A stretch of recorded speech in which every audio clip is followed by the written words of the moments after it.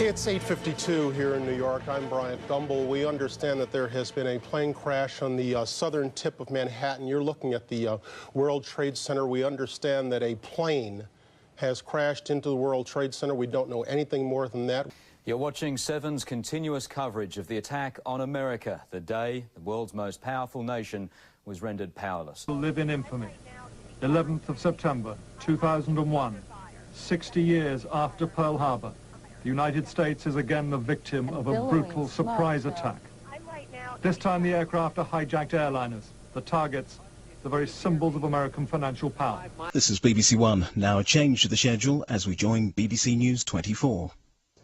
We're interrupting normal programmes to bring you extraordinary pictures from the United States, where both towers of the World Trade Center are now on fire.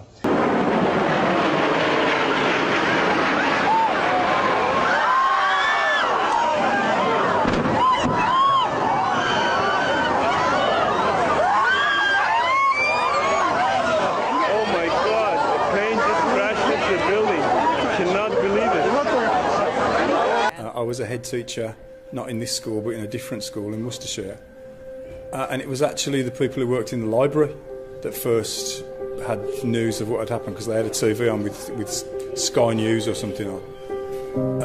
And they came and said, there's something strange going on in America. And so quickly we were all gathered around the TVs just watching stuff that we couldn't believe what we were seeing.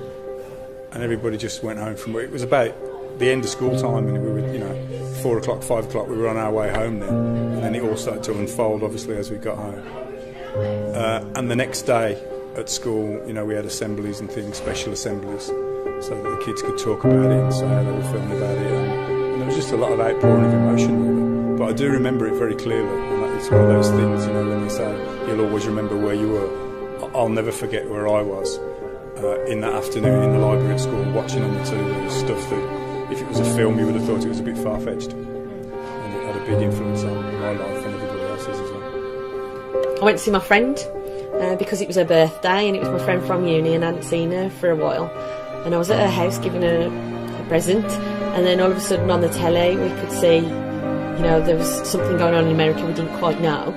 And actually that night I was travelling to Worcester for my PGCE interview as well.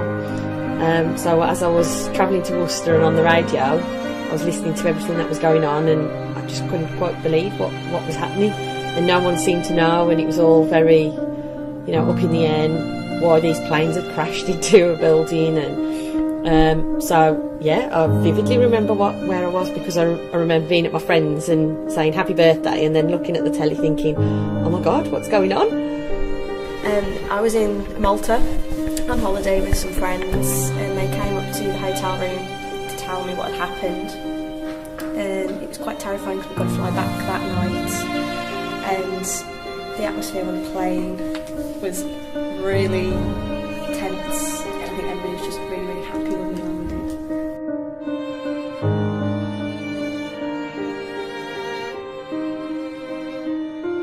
Day of 9/11, we were working together in reception, and a teacher that was here at the time, Mr. Barnsley, came across and said to us, stuck his head into reception and said, 2 planes crashed into.